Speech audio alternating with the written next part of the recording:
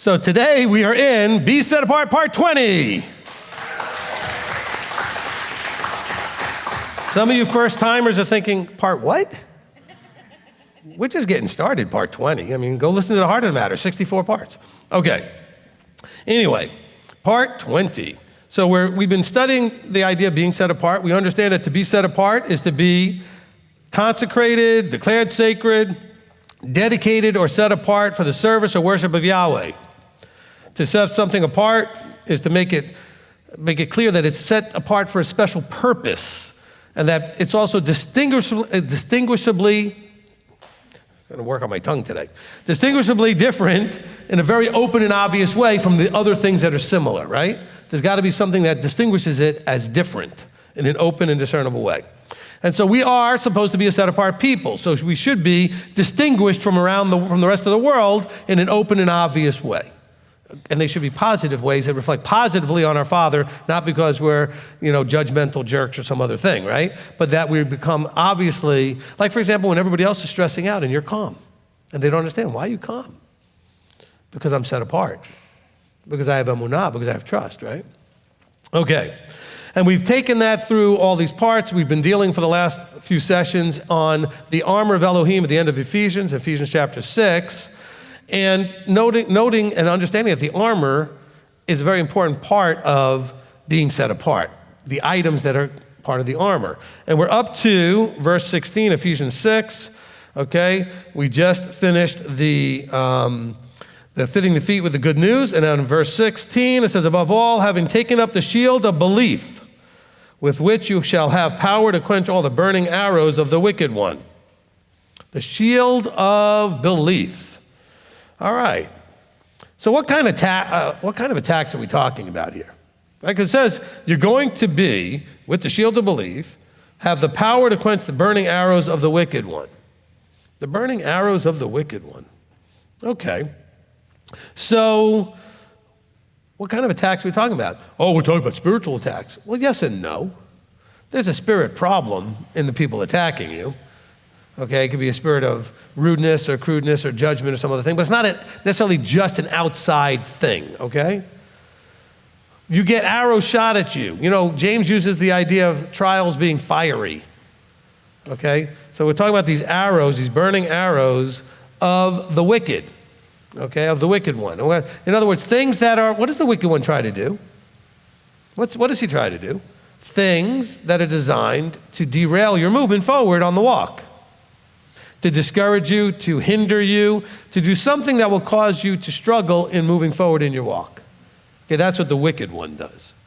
And so he does that apparently by firing arrows. In other words, he sends people and situations in your direction. And so we're told that if we have the shield, what's the shield supposed to do? Block, deflect, okay? So the shield gets hit, but you don't. So these arrows are going to hit your belief, and if your belief is solid, okay? What if your belief is sort of paper thin? The arrow's going to go right through and burn it. But if your belief is solid, it'll stop those arrows, right? Okay, so these are those situations in your life that come up that cause you to doubt, to be afraid. So you got a fear and doubt problem about your relationship vertically and your walk and whether or not you're ever going to make it, okay? All those things that may cause you to go into sin. The temptation, what's a fiery arrow? Your boss coming up to you when you're broke and saying, hey, listen, if you could just come in on Saturday, I could pay you a $100 bonus. And you're like, okay, now if you have belief, it's not even an issue. You're like, no, can't, no big deal. But if your belief is weak, or depending on how weak, you'll consider it, and then maybe hopefully you still won't do it. But you might think, and you'll try to figure out a way to make it okay. Is there any way I can spin this and make it work? That's not belief, okay? That's a weak area in your belief. Okay, so how does belief act as a shield? We covered that. So let's look at Luke 8. We'll talk about belief. Now, I will do a whole teaching redo on Do You Believe, which is a teaching I believe is still out there. I believe it. but I need to redo because that one I think is only on audio and it's a long, long time ago. So we'll redo that. But let's go to Luke 8. So we're talking about a shield that gives you the power to quench attacks or fiery trials that come from the evil one.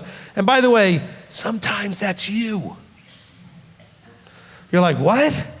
Yeah, sometimes you're the evil one. Just like sometimes you're like being Elohim. It's the behavioral pattern that you have, that the role that you have could be, one or the other. Didn't Yeshua say to Peter at one point, get behind me? Right? Hasatan? Because Peter was acting in that adversarial role. See, let's understand the wicked one. Let's not talk about this, monstrous, scary, red-tailed, horn, whatever devil, okay? It's the idea of being in an adversarial relationship or disposition towards the Almighty. You can do that yourself.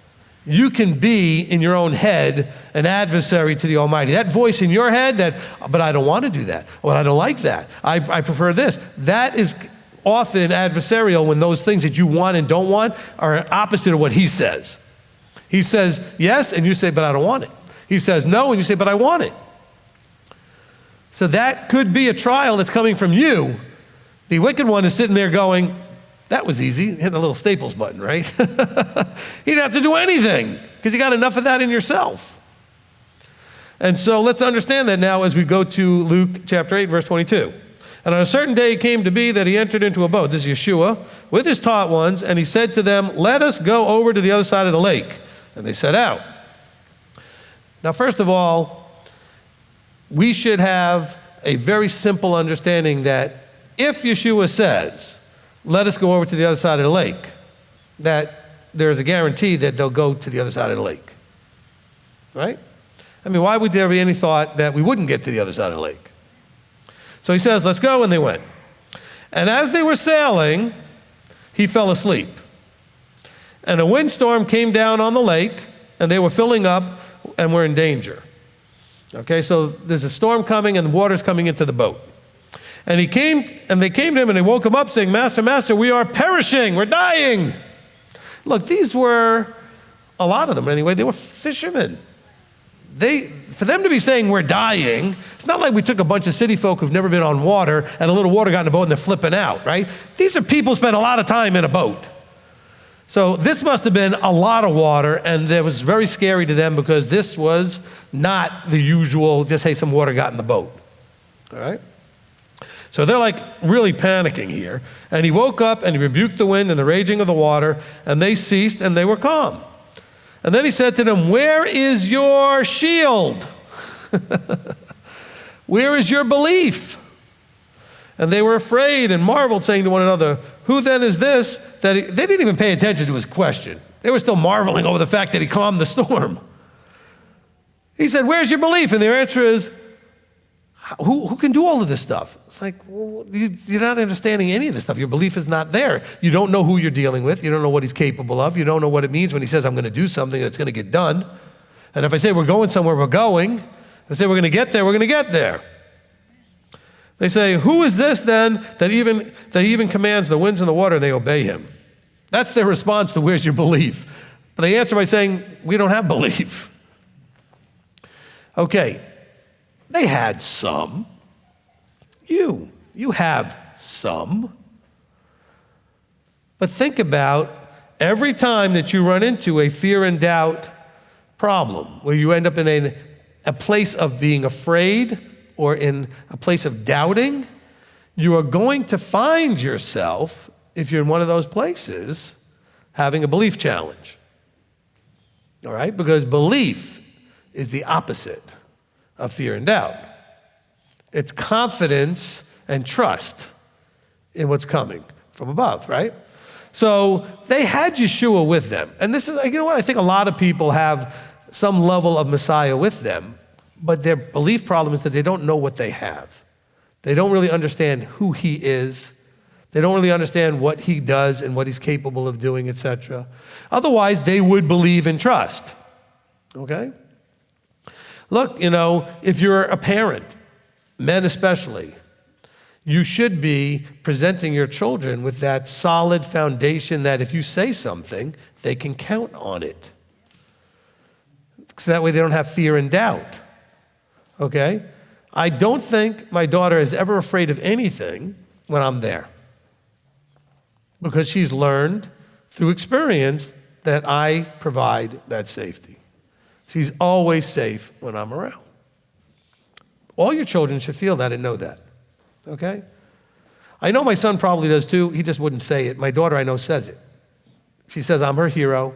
Whenever she's not feeling safe, she looks for me so she feels safe. All right? Now, we have a creator.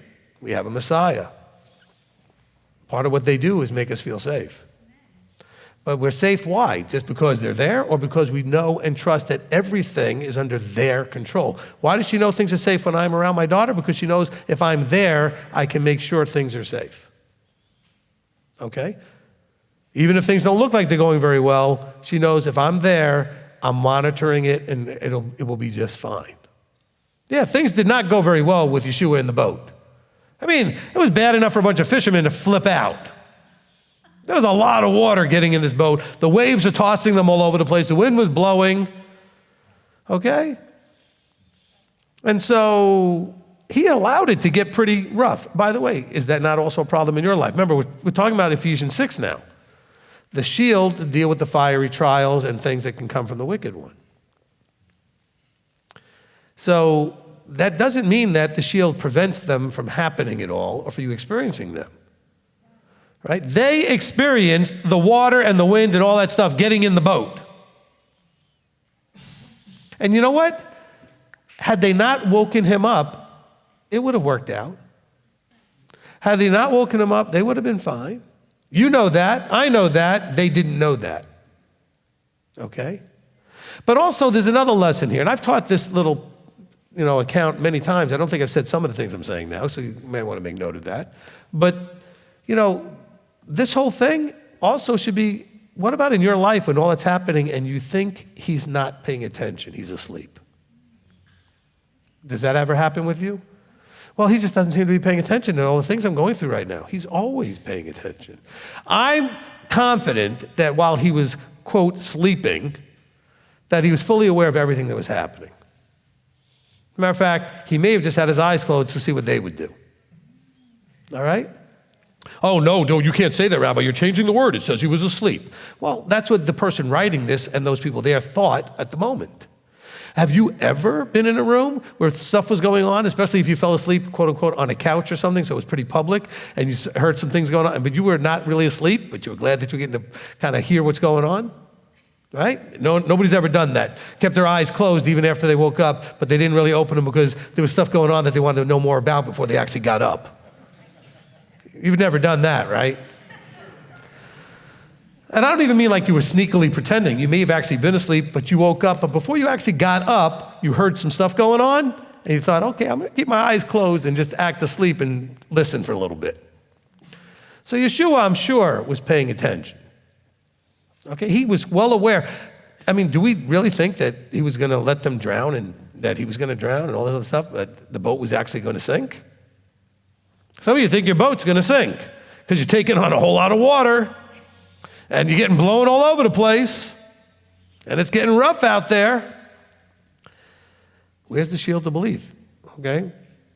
The shield protects. So think of it like a protective layer. So it protects you from the most important thing in your life, which is the thing that causes all of the challenges with the fiery trials, is that it causes you to fall into fear and doubt. So it's not that belief blocks the arrows, it blocks you from fearing and doubting when the arrows are coming. Does that make sense? If you're going to be a set-apart people, you're going to do something different. You're going to not fear and doubt in the situations that everybody else around you is flipping out. You're not afraid of being in that place where there's no way. You can't see it. But see, if you have belief, you know there's a way, you just can't see it. But you get into that place of there's no way, and you can hit fear and doubt because you can't see it.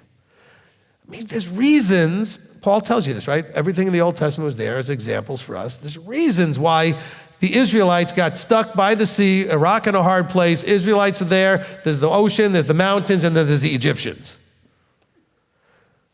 And I know it's hard sometimes for you to think of it this way, but if you could have gone back to reading that story for the first time, never hearing anything about it, would you have thought before you find out what happens? Well, if you just be patient, he's going to open the sea and you're going to walk across. I mean, I promise you, not one person by the sea in that moment thought the water would just be split open so they could walk across. They could see no way. Yahweh loves to provide a way when you can't see a way. But he's not going to provide it till you demonstrate your shield. So you have to demonstrate your shield first. You have to show him that you trust him, that you have belief, you have faith. And that's the confidence that he has everything under control. That's what protects you in the fiery trial. It doesn't say that, I know it may sound like it, but it doesn't say that the shield is going to protect you so that you don't have fiery trials. And it doesn't say that the shield removes you out of the fiery trial. It doesn't say it makes it even any easier. What it does is it keeps you safe from what the trial is designed to do, which is to get you to quit, panic, freak out, whatever, and lose your faith, belief, and trust. That's what the trials are there for. Okay? Isn't everything that Hasatan does kind of to get you to question and doubt? Look at the very first interaction with Adam, right? And Eve. And he goes, well, did Yahweh really say? What was he trying to cause? Doubt. Okay? So this is really what we have to understand when it comes to this shield of belief. Yeshua's there in the storm, and it's still happening. So I want you to understand that when you're in a storm, don't believe for a second that he's not there with you. But it doesn't feel like he's there. Didn't like it. I mean, he was literally right there, and they're all flipping out. Okay? But also notice how surprised they are what he does.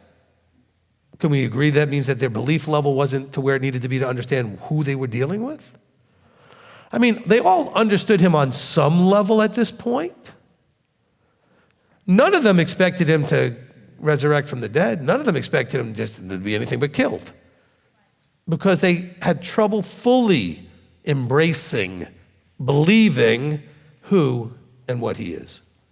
All right? And you may struggle with that too, from time to time.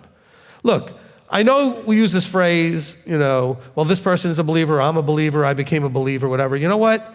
You're a believer in progress, maybe, or something. You believe in some of this. But we all are lacking in our belief. We believe some of the information, but then the belief has to be tested. And how is it tested? Through trials. That's where you may want to go back and listen to the baptism of fire teaching. I haven't mentioned that one in a while.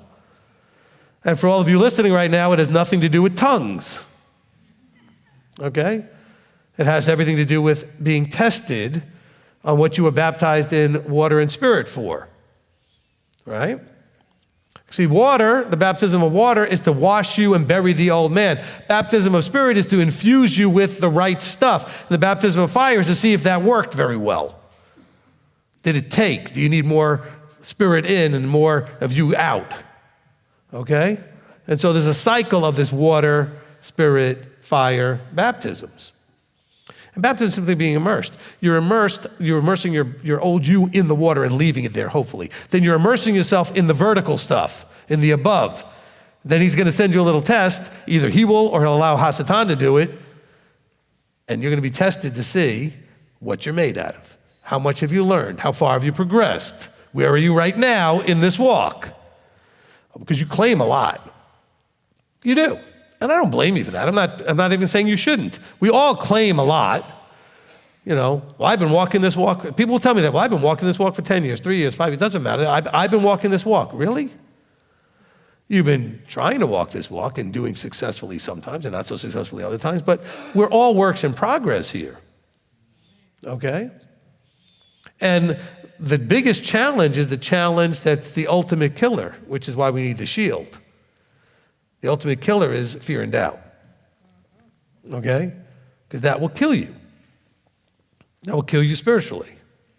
It'll kill your vertical, your connection to the above.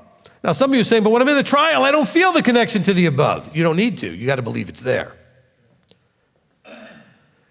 You know, it's almost like, I don't know if this is a good analogy, but I'll try it anyway.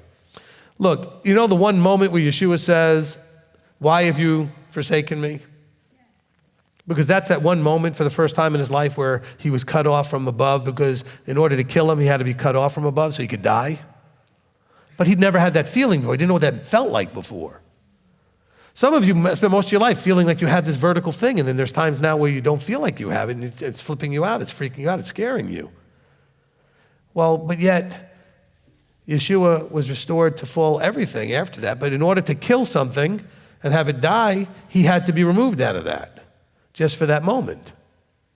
So you may need to have something die, and he may keep himself out of that mix to see how you handle it. Are you going to trust that he's going to raise you back up after the trial's over? Are you going to have that belief that there's a resurrection coming? I don't mean a literal one, but your life is going to be raised out of those ashes after the fiery trial burns up what needs to be burned up. And that stuff that needs to be burned up is not Hasatan, it's not the demons, it's you. It's parts and aspects of you that needs to be burned, buried, ashes, etc. Because that's the stuff that the trial, like he lets you have these fire trials for that purpose. It's the stuff that those trials are helping you to realize, in other words, to bring them out of you so you can deal with them. So you can realize you have these things. Some of you thought, well, I've got this going pretty good, and all of a sudden, bam! And you didn't even see it coming. I had a conversation with somebody more recently. Life was really going pretty good. Bam! Now, by the way, this doesn't mean that physically things got all different. Financially, things didn't get all different. But the vertical got all screwed up. Because the old person came back and other things came back and questioning and doubting. Am I even doing the right thing? Am I even on the right path? Does this even matter? Is he really there? Everything starts to come into question. And Hasatan's grinning, going, ha, ha, ha, I've got them. I just got to reel them in. And that's where you cut that cord, well, we're going to talk about the sword here in a minute. Okay, you're going to cut it with the sword, but also you can bring up that shield. And this is really the challenge that you have. To be set apart is impossible without the shield. You cannot be set apart unless you believe you need to be. Unless you trust that doing so will bring what you're hoping for. Do you understand that? There is no getting there without belief. This is the critical thing. That's why people talk about being people of faith. No matter what version of the New Testament, Old Testament kind of combination, whether it's Christian or this or that, it's people of faith. Even the Jews see themselves as people of faith. Okay? But some of you hear the word faith, you think if faith is your version of religion or whatever it is, that's your faith. Jewish, I'm Christian, I'm this. No, faith is that belief and trust that he's got everything under control, that he causes and allows all things, that if you trust in him and do his things and do it the way he says the best you can, you trust that that's going to get you where you want to go. But nowhere does it promise you that once you make that choice, the road won't be bumpy. That you're not going to go out on this like glass smooth lake and just go gliding across to the other side. They were with Messiah. Messiah said, let's go to the other side. I mean, how much more safe could you have felt at that moment, right? Hey, this is all going great. He's doing these things. He just spoke to these people. Now he says, let's go to the other side of the lake. We get in the boat where everything's great. Boom. This horrible storm comes. And they think, look at this guy. How could he sleep during all of this? And he probably couldn't sleep during it. I'm saying he was not awake interacting. And he was sitting there going, They're not ready yet. You know, there's another verse, I didn't write it in the notes here, but there's other verses that you are very well aware of, which says, when the Son of Man returns, will he find people of belief? Will he find them people actually really believing? You know, because people will tell me, oh, my friend, you know, they're not in this walk, but they do believe in Messiah, even though they call him in a different name and everything else. I said, well, really? They believe in Messiah? What does that mean even? Well, on one level, it probably means something as simple as they believe there's a Messiah and that he's already come, whatever name we call him, and that he's, you know, sitting at the right hand, etc. That's something they believe to be true. But belief is an action, according to Scripture. Okay? We're not talking about accepting something as true is not a belief. If you accept that Messiah died and was resurrected, sits at the right hand, that's not a belief. That's an accepting of something as true. Okay? But do you walk based on that truth that you accepted? That's where belief comes in. All right, that's where belief really comes in. Let's go to 1 Peter chapter 1.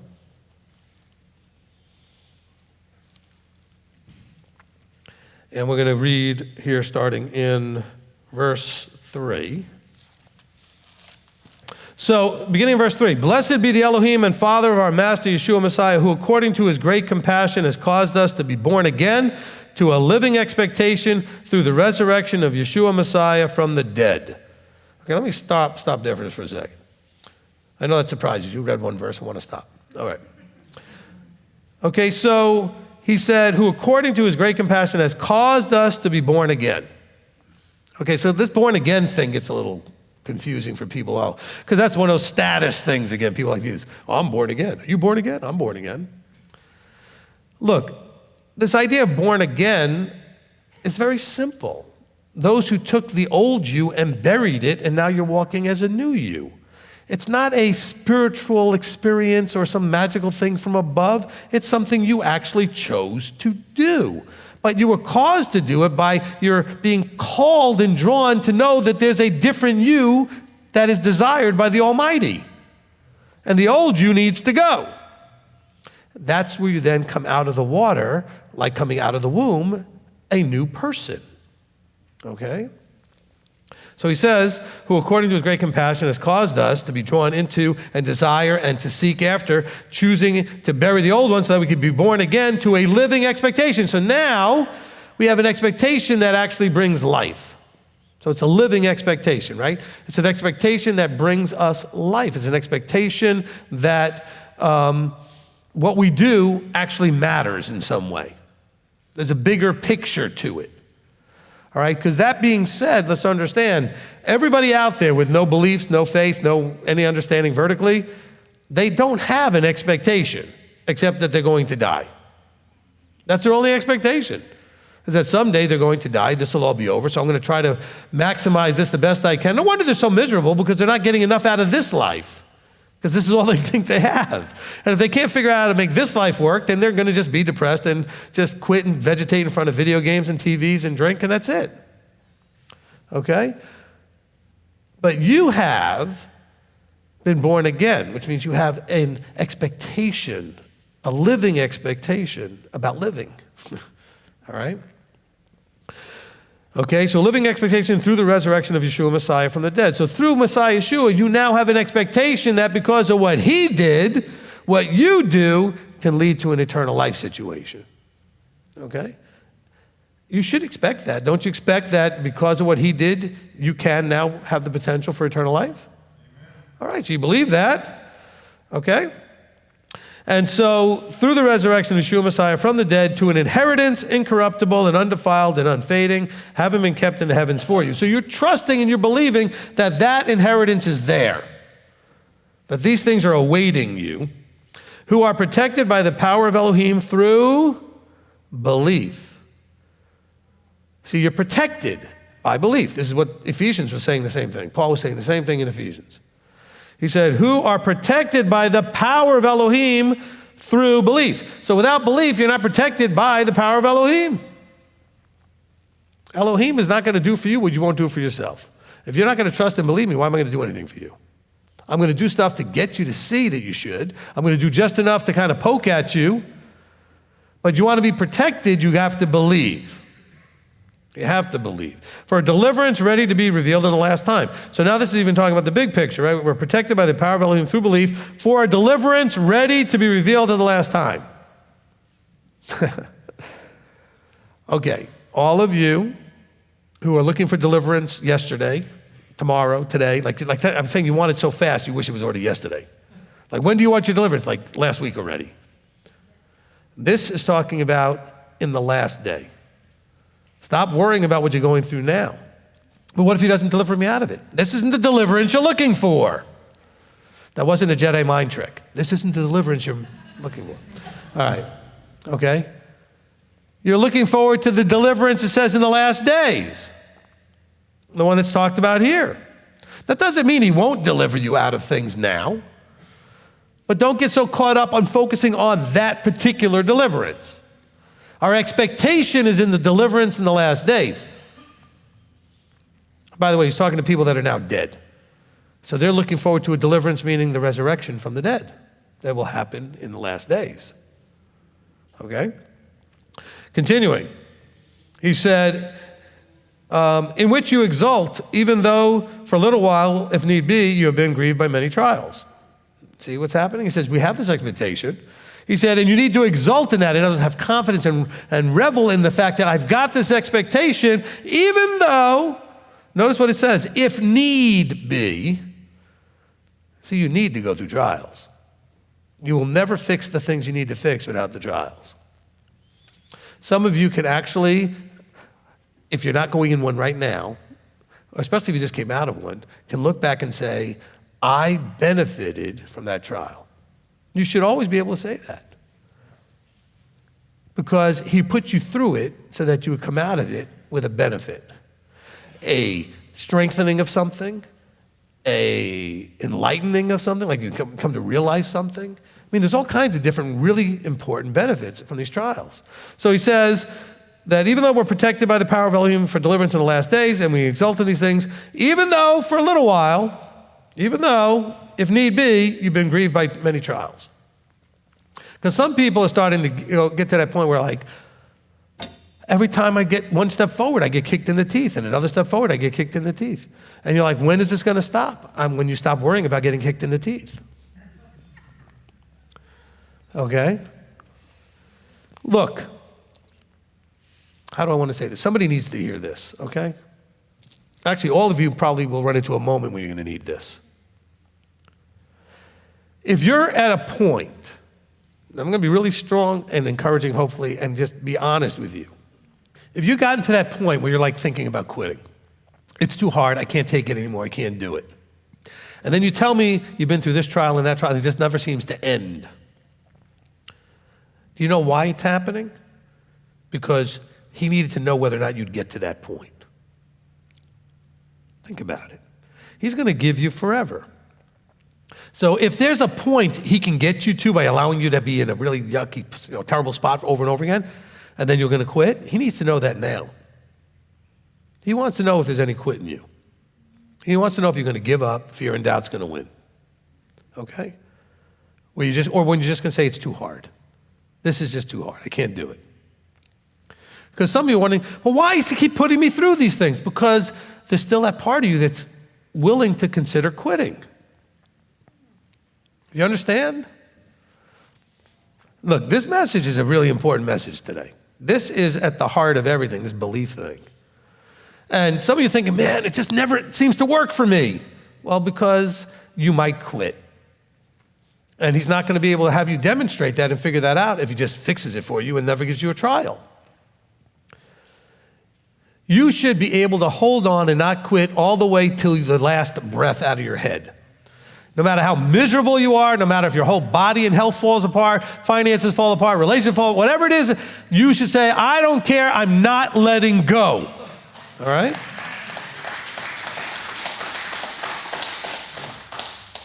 So I don't know that you ever really looked at it that way. If you're going through lots and lots of stuff, it's not because he hates you. It's not because he's just not there and ignoring you. And it's not because you're cursed. It's because he knows you might quit. and he wants to push you so you can make that choice. He is not going to put you in the forever suit not knowing what you're going to do. Oh, but don't say that. God knows everything. He does because he's seen you do it, not because he knows before you do it. All right? You have free will. If you didn't have free will, he would know before you did it. But he's seen you do it, right? He's outside of this thing called time. And so he already knows that if I put you through this, this, and this, I'll figure you out. This life that you live now is all for him to figure you out. In other words, to see you do whatever you do. It's also for you to figure you out so that you can be a confident person with strong belief in the kingdom, right, when you're there. That you have confidence in yourself as a part of him. Not confidence in yourself apart from him, but confident in your relationship and your role with him. Okay? But I want everybody to receive that. I really hope that you're receiving that, because you're going to be pushed to that point. Everybody does, because he has to see it play out. All right? Now, don't let that mess with your whole, well, he knows this and he does this. Look, this is the way he's chosen to do it. Even if he doesn't need it, this is his choice. And so I'm just helping you understand why it's happening and what is happening. You know what your job is? Go listen to Cling, Cleave, and Hold Fast. Okay, grab a hold and don't let go. Look, when I think of the Cling, Cleave, and Hold Fast, you know what I picture? I picture those scenes in the cartoon movies where the storm is raging on the boat and everything, and people are literally flying sideways holding on to the mast of the boat, right? And their legs are straight out, the wind is blowing so hard, and they have to hold with everything or they're gonna die. And you watch, some people let go and some people hold on. You're like, but I don't wanna go through that. Well, then you don't want eternal life that badly. Because he's gonna run you through it. And this is the place he designed for that. Okay, that is why we're here in flesh, so that all that flesh could die. Because flesh is not the physical body. Flesh, I'm talking about, it's the head, it's the mindset. It's the spirit of man, which has to then congruently align itself with the spirit of Yahweh, the Holy Spirit. But that's something you have to choose to do. You have to make an effort to do that. I don't know if you're ready to do that, though. But at least now you can hopefully have a better understanding, because at least you heard it from me. You don't have to agree with me, but you heard it from me. This is why your life goes through so many challenges so often, because he wants you to know. Basically, that's another piece of this. He wants you to know whether or not you're a quitter, whether or not you're going to quit. He wants you to know. He also wants you to have that incredible just peace and shalom when you win and you don't quit, and what that strengthens you with, because you didn't quit. What a great blessing that is, right? To get to that place where you don't quit. And know that you could have, and you almost did, but you didn't. Knowing that others might have, but you didn't. Right? Amen? All right. So look, listen to what it says in the rest of the next verse, right? So it says that if need be, in verse 6, you have been grieved by manifold trials. These are there in order that the proving of your belief, see, the verse says exactly what I said, didn't it? The trials are there for the proving of your belief. See, you can say and claim anything, and trust you, I'm now almost 60 years old. I've heard lots of people claiming and saying anything about things in their life they can do or can't do, or this or that and everything. But I need to see proof, is what Yahweh's saying. You claim a lot of stuff. Trials are going to prove what you believe. He's like, oh, you claim something? Good, let's see. We'll put it to the test. We'll see what you believe. We'll see how trustworthy you really are to hold on, cling, etc. All right? Look at what Job and Mrs. Job. She went through the trials same as him, and she's like, curse your God and die. And he held on. He held on. Because she was looking through different glasses. At the same stuff, right? Everything was taken away. And so what glasses are you looking through? Are you looking through the belief glasses, right? Do you have that shield of belief? All right, so this is in order that the proving of your belief, much more precious than gold that perishes, and proven by trials, fiery arrows, see, this is all consistent, might be found to result in praise and respect and esteem at the revelation of Yeshua. He is going to share praise. You praise him now, he's going to praise you. He's going to respect you and honor you because you went through all this and you came out the other side like him. Okay? See, we praise and exalt him. He's going to praise and honor us. But only if the thing that we're talking about here does its work in you. And he's going to go to you, well, what's it going to look like?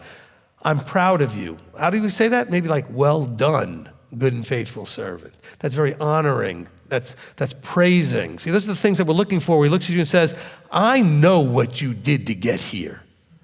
Okay? I know what you've been through. Some of you I've been with long enough that I've gone to you and told you how proud I am of you because I've seen what you've been through. And I've seen what you've come out of and how you've made it and survived and actually are now thriving. I've seen some of the stuff that you've been through. And so some of you have had me come up to you and tell you the words, I'm proud of you.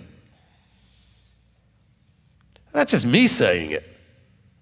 He's going to say it in the end if you allow this process to play out and maintain your belief. Okay? Prove that you really do believe. But you have to prove it. All right? Now, there's more. But wait, there's more. Okay? Now, this will result in the praise and respect and esteem at the revelation of Yeshua Messiah, in other words, when he comes back, whom having not seen you love, in whom you exalt with unspeakable and esteemed joy, yet not seeing but believing, obtaining the goal of your belief. So what's the goal of belief? A deliverance of your life. Not this life, a deliverance into real life. Okay? You are not going to miss this suit when you get the new one. Okay? Good riddance. Glad to be rid of that thing. Okay? All right? Okay? So we are protected by the power of Elohim through belief for a deliverance ready to be revealed in the last time. That's very important, okay? Let's go to James chapter 1. Go back one book here. James chapter 1. All right? And we're going to begin in verse 2. Okay, verse 1, he just simply says, introduces himself, right? Yaakov, a servant of Elohim. And this is, okay, so we'll read verse 1 because it says, this is written to the dispersed. Okay? It says the 12 tribes, but it's talking about Israel at large, which all of you have, either you are or you've basically grafted into that, right? Okay, so this is talking to you. James is talking to you.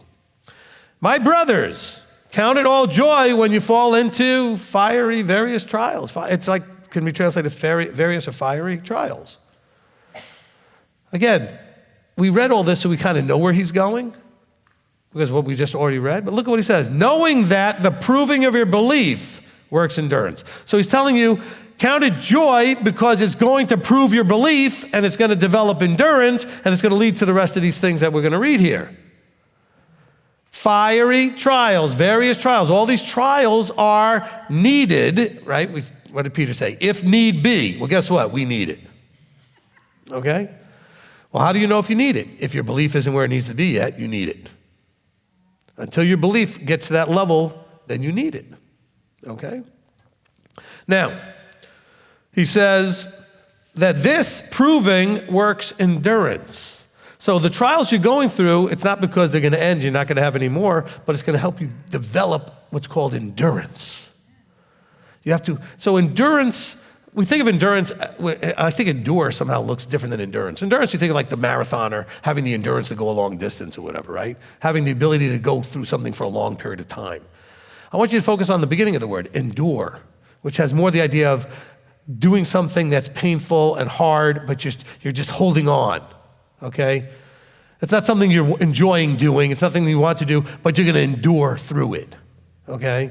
You got to go to somebody's house you really don't want to, like a family member or something, and you're going to go there and you're going to endure through the thing, right?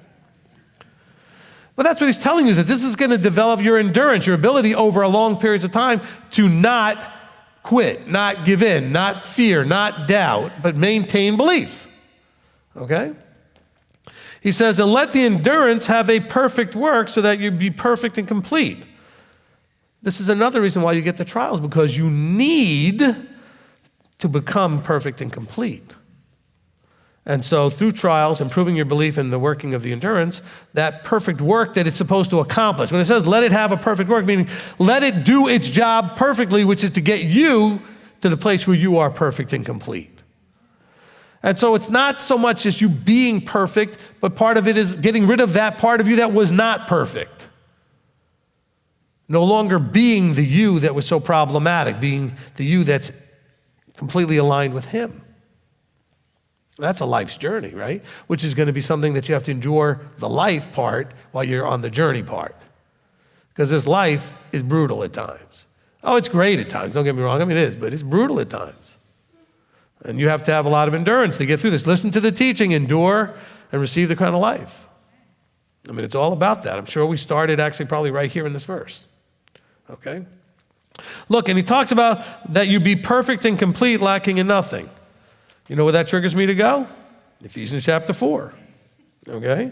So in Ephesians chapter 4, it talks about the fivefold guys in verse 11.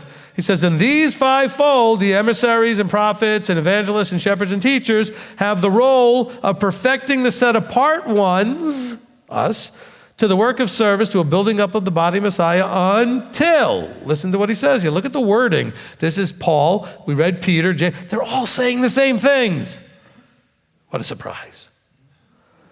He says, until we all come to the unity of belief and of the knowledge of the Son of Elohim, to a perfect man, to the measure of the stature of the completeness of Messiah. What did we just read in James? He says, have a perfect work that you be perfect and complete.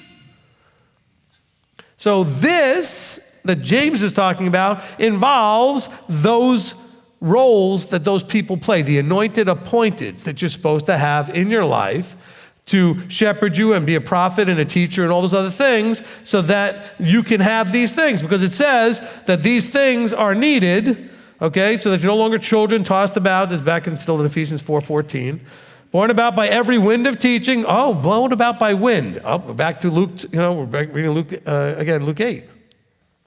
Blown about. Now we're taking the physical wind and talking about blown about emotionally and intellectually by just everything that's out there.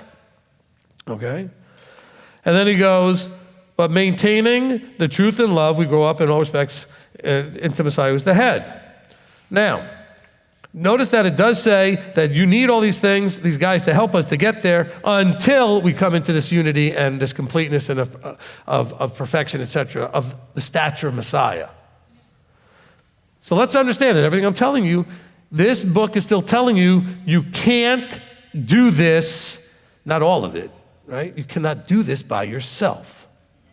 You can't do this just with anybody out there. You need the Ephesians 4:11 people, okay? Which means your job is to find one.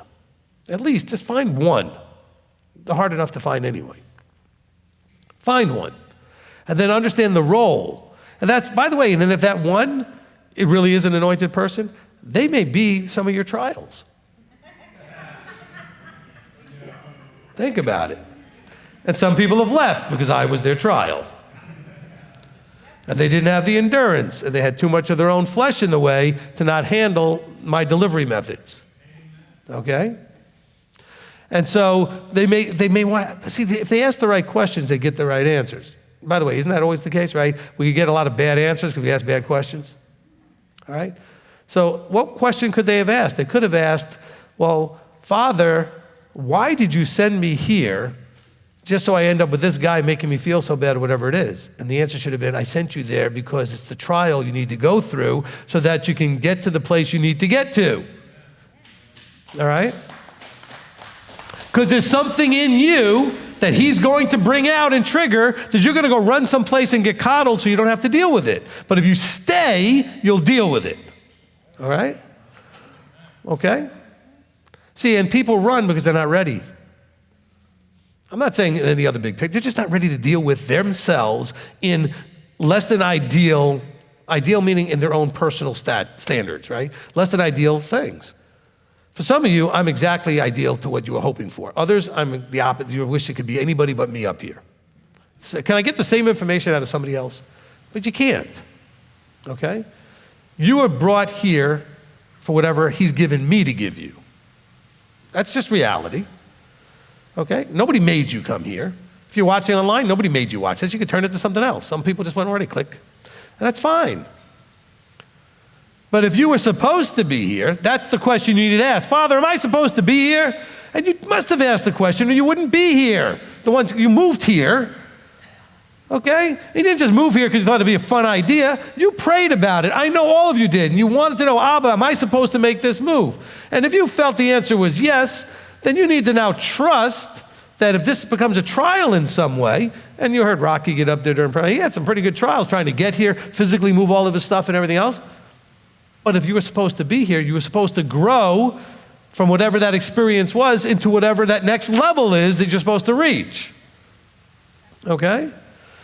You know, I'm doing a class called Level Up. I think that it's because I think that you need to understand this is talking about these trials are to get you to another level in some area of your life. And by the way, anybody ever play a video game? Is there only one level in the game? Only two? So in other words, just because you leveled up through one trial doesn't mean you've reached the top. There's another level. You just reached that level. And maybe you need to live there for a little while till you're ready to go and get tested to get to the next level, okay? Problem is, some of you have stopped at a level and you're just frustrated because you haven't gone anywhere. Well, because you're not understanding the trials and reasons for the trials and you're not letting them teach you anything. Because you just sit there whining and complaining instead of saying, what can I do to be effective in this situation? Okay? Look, I said this during the prayer time, so I'm going to say it here for the people watching now, okay, because this will be on a recording and published separately from the service. Whatever you're going through, whatever's going on in your head, whatever reaction, response you're having to what you're going through, and I know I said it earlier, so you're going to look at me like you've heard this already, but I'm going to say it again. You need to ask the question. Remember I said better questions, better results. What question do you need to ask? Is what I'm feeling, thinking, doing going to have any positive effect on what I'm going through? And if the answer is no, then why are you doing it? Because it's easier in your head to keep doing that than actually make an effort to do something that you're not interested in doing, or you don't know what to do, or you're afraid of, or whatever. You haven't reached that next level. Okay? Do you know there's a level of you can go through the trials you're going through right now that would have no problem with it? But you're not that person yet. You're not that person yet. Okay? Because think about some of the trials you went, let's say on average, let's say you're like 40 plus. Weren't there some things you went through in your teens that if you went through it today, you'd be like, that wasn't a big deal? Or in your 20s or your 30s, you're like, if I went through that now, it would be no big deal.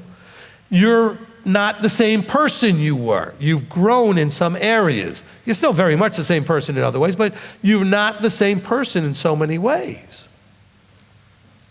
So when you're in a trial that's really brutal and you can't figure it out, the first thing I want you to think of is I'm not yet the person that can handle this. So I'm supposed to learn from this how to become that person. Because if I was the person, I wouldn't be having a problem with this. I would just say, this is awful and I really don't enjoy it, but I'll get through it. But when you start having the emotional meltdown, you should recognize this is showing me that I'm not at the level I need to be yet, because otherwise I could handle this. Think of the level Yeshua is at to get scourged, if you know what that is. Whipped with, sharp metal on the end, in the whips that rip your skin off. And to be crucified and all the other stuff that he had to go through. He didn't say anything.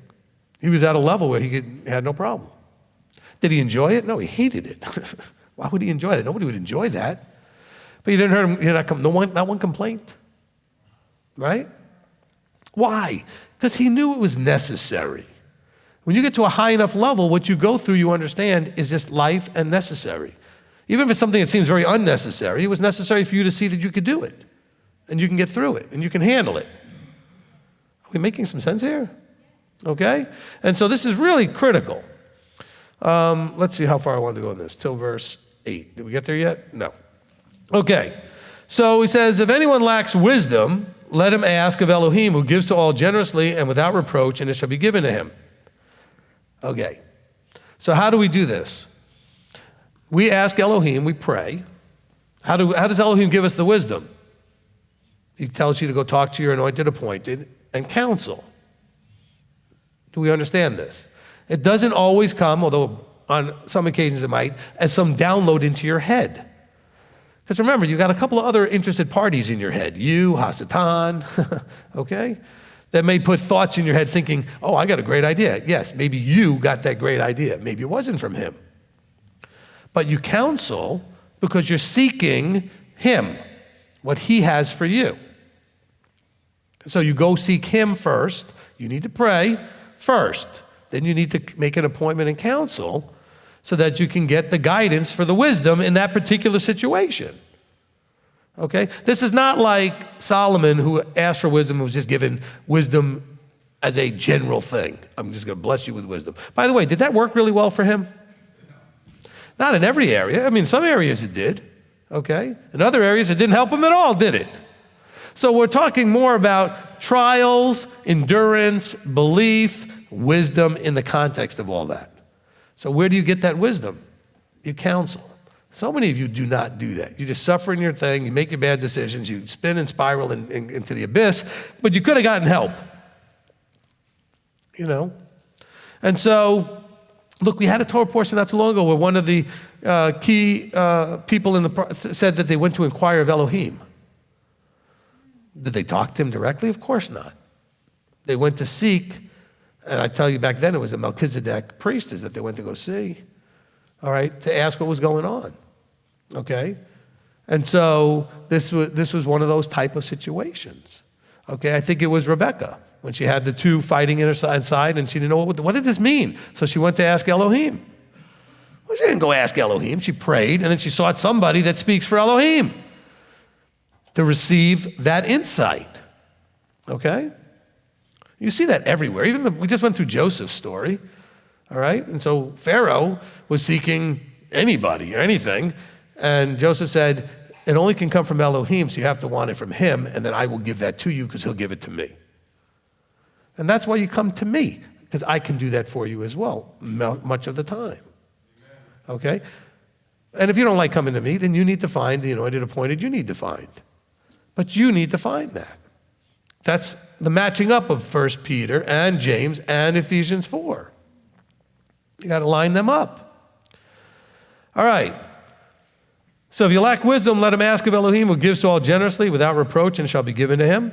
But he should ask in belief, not doubting, for he who doubts is like a wave of the sea, driven and tossed by the wind. Okay, so what is he talking about? He should ask and not doubting. In other words, don't go in. I want to make sure your mindset's right here. Don't go in not ready to just do what you're told. That's the belief. That takes us back now to Deuteronomy 17, right? This is that if you go to inquire of the leaders and elders and judges of that time with a matter that you don't know what to do, you're supposed to do exactly what they tell you to do. So that's where the doubting can come in. Well, I'll go talk to you, but I don't know if I want to do whatever you say. Well, then don't come in. Because I don't waste my time giving, survey information and just random advice. I give you what I think will help, and I expect you to do it. Now, if you don't, I don't care. You understand what I'm saying? I mean, this is not a cult. I don't get involved if you don't do it. It's only hurting you. But when it's talking about here, it says, look, if you seek wisdom, it will be given generously, but you should ask for this in belief, not doubting, okay, that he will receive whatever from the master. In other words, you got to go in there ready to receive from the master. So in the vertical, right, there's the Father, the Son, and then these fivefold guys. And so that means you're receiving through that chain. If you believe that, if you think I'm just some guy standing up here talking, then don't do any of that, because you don't need to go to a guy who's just some guy standing up talking.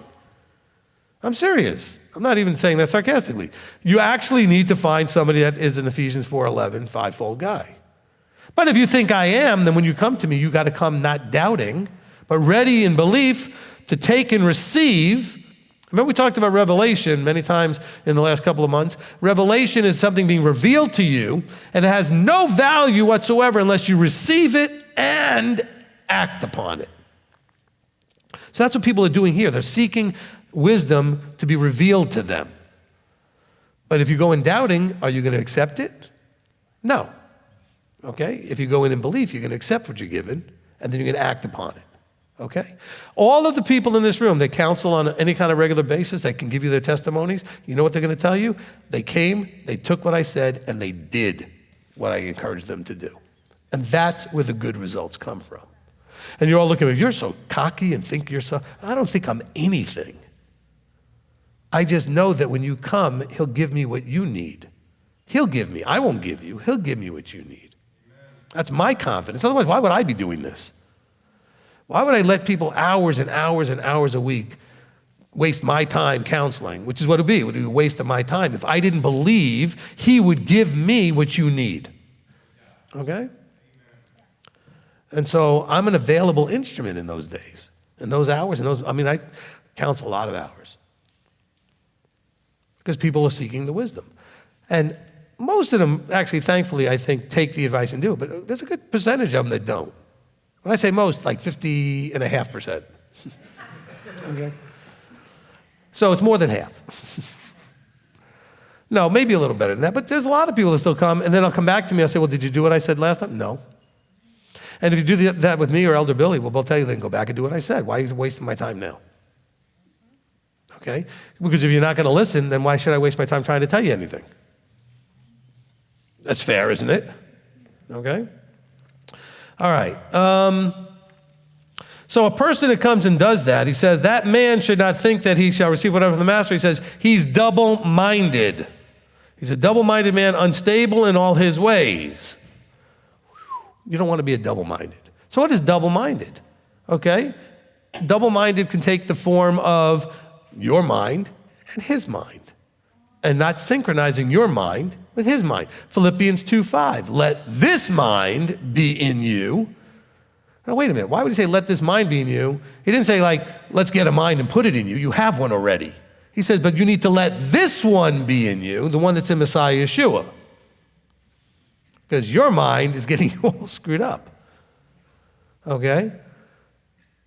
But if you're double-minded, where you're trying to do part you, part him, that's not going to work. He says that is somebody who's going to be unstable in all his ways. By the way, unstable doesn't just mean you'll be erratic. It means your life will be unstable.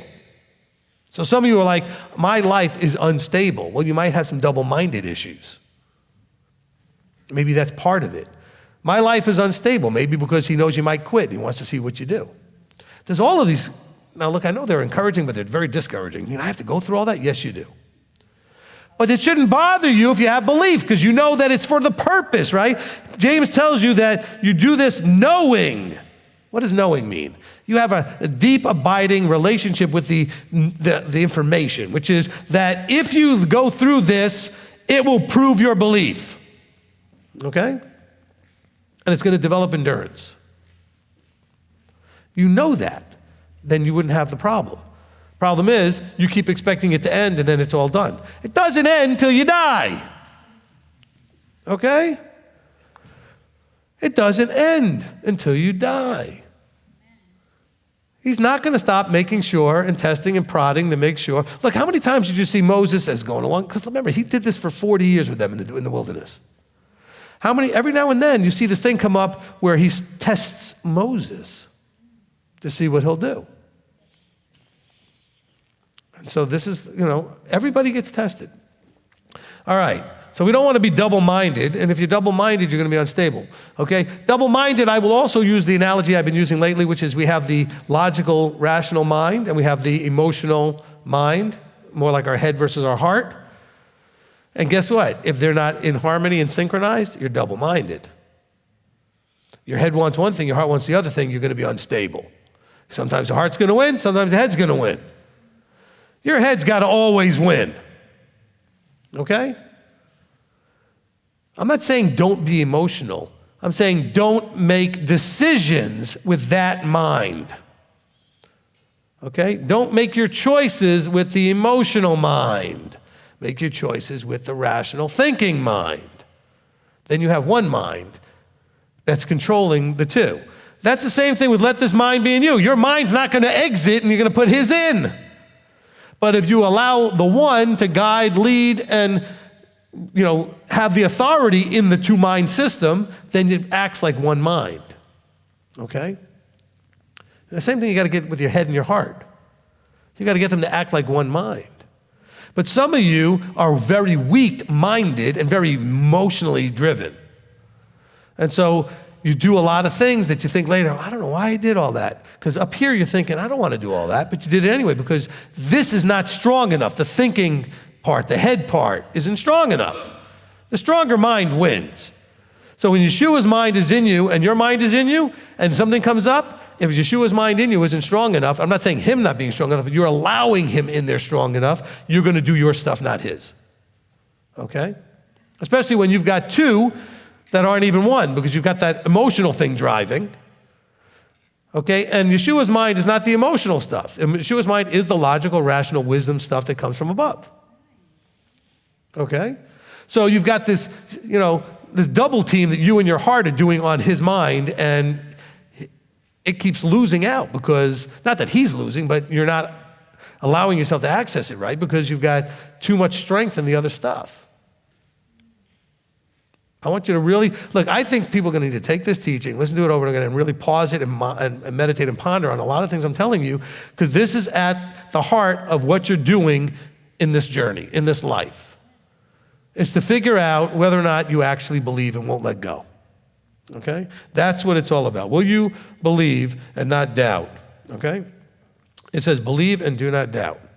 This is what we have to do. Otherwise, you're, tossed about all over the place. By the way, and I'm going to end it with this because we're now over an hour, so we can end right here. I think this is good. By the way, when it talks about being tossed around and all these other things, isn't that also because we are too busy taking too many inputs? I talk to people all the time who are new, and they're watching 14 different teachers and 14 different live streams, and they're visiting and going to 16 different congregations on a regular basis. They have no grounding foundation that's their guiding line. Because they'll call me, even people that have been with us for a long time will call me and say, well, the other day I was listening to this teacher, and they said this, this, and this. I said, well, that's not what I teach. They said, yeah, so I'm confused. Why are you confused? Well, because they said this, and it's different. And so, if I'm your teacher, why are you confused? Problem is, I'm not yet your teacher. So you're confused. You're not double-minded, you're like 14-minded or whatever people are, right? Okay? Because you allow everybody saying everything about whatever it is to be, actually what you're doing is you're lining it up with you and figuring out whichever one you prefer. Which one is congruent with you? Where in Scripture does it say that you got to find stuff congruent with you? It's the opposite. You have to become aligned with and in line with him. He's not going to align with you. And so stop looking for teachers that are that way. Or I shouldn't even say that, teachings, because you'll go to different teachers and you go, well, in this teaching, he said this, and I like it better than what Rabbi said. It's just going to ultimately lead you into that double-minded, unstable place. And you're going to be blown around by every wind of doctrine and all the stuff that we've read in other verses. Okay, like we're reading in Ephesians chapter 4, right? He says, those who are or don't have this alignment are going to be blown around by every wind of doctrine. In other words, you're going to have all these teachings out there that are going to be of the cause of lots of confusion in your life, and you're not going to know what to do. And then you're going to call me, and I'm going to ask you the question, why are you confused? Well, because you're listening to too much. I'm not saying don't listen to other stuff. If you have me as your teacher, you should be able to listen to something else and say, well, that doesn't line up with the rabbi, so I don't have to worry about it. Okay? And maybe they teach about something I don't teach. There are people that teach about things I don't teach, okay? So you might want to listen to that. But I'm just saying is, if you have your teacher, and again, everybody out there is going to be like, he just wants everybody to listen to him. I don't care. I care that you're allowing yourself to get in this place where you're the one who's all screwed up and confused. Can I tell you something? I'm not confused. Okay? All right? You've heard me teach now for all these years. I'm not confused. You're confused. And you're confused because you're taking all these inputs and you don't know what to do with them. And you don't have the overriding something that trumps all the other stuff that says, but this is what it is. So if this doesn't match, we just toss it aside. Okay? If it's not aligned properly, we don't do it. We just throw it aside. Well, how do I know if I can trust you? There we go, fear and doubt and belief. You don't know until you allow him to show you this is where you're supposed to be. I can't make you believe I'm the one you're supposed to listen to. I might not be the one you're supposed to listen to. There might be somebody else that you're supposed to listen to. But if he's brought you here and you're listening to me, it's probably me. Okay? Just guessing. All right? And so, but don't be double-minded. Don't be tossed around all over the place. Okay? You can listen to other stuff. I have no problem with that. Okay? I can listen, if you have the right ears, right? I can listen to any Sunday preacher if I could tolerate it. Okay? And get at least one thought that was probably useful. Maybe not scriptural, but a thought. They may have some approach to something or whatever. I might get one thought. So even in garbage, you can get something good. You can. Look, I've listened to and read a lot of personal development stuff over the last 50 years, and I can promise you that a lot of them are really good. Some of them have hardly anything good in them, but if I get one good idea that's useful, I ignore the rest, though. Okay? So I'm not telling you I listen to Sunday preachers. I'm just making that as an example. Okay? So you go listen to other teachers, and they may say something that actually is helpful, useful, and whatever. That's fine. But if they say anything that is opposite, different, or whatever, confuses you from what your teacher, in this case me, but anybody, if you have a teacher, whoever your teacher is, look, if you're watching this and you have a teacher, you should be listening to your teacher. If I'm now the one who's becoming your teacher, then you need to make the switch. But you can't have two teachers. You can listen to lots of teachings. You cannot have two teachers. Okay? That does not work. This is not me trying to interfere with you and be all cultish or some other thing. You do it and you already know it doesn't work. You cannot have two teachers. You cannot serve two masters. You cannot have two authorities in your life. Okay? You cannot do that. Some of you might have two doctors, and guess what? If they don't agree, now what do you do? Okay? You can't have two authorities for the same thing because they're not going to agree on everything. Then you're going to be in a challenging place. And so hopefully that made some sense for some of you, okay? All right, that being said, let's go ahead and close. So Father, we come before you. And Father, we know we need this shield of belief. And Father, we are just so appreciative and understanding now even more clearly why you cause and allow the fiery trials, why you allow the fiery arrows to come in our direction. And we understand that it proves our belief and that it builds the endurance that we need. So Father, help us to really receive that revelation and embrace it and walk in the knowledge that whatever we're going through, the real test is to see whether we'll let go. Will we hold on? Okay, will we hold on and not quit? So Father, my prayer for all of them here, anybody that will ever see this in the future, is that they will hold on to you and not quit. So Father, we thank you, we praise you, we give you all blessing that we can send in your way for appreciation for all that you do for us and all you reveal to us. And we do all of this in the authority in the name of Yeshua our Messiah. Amen. Amen.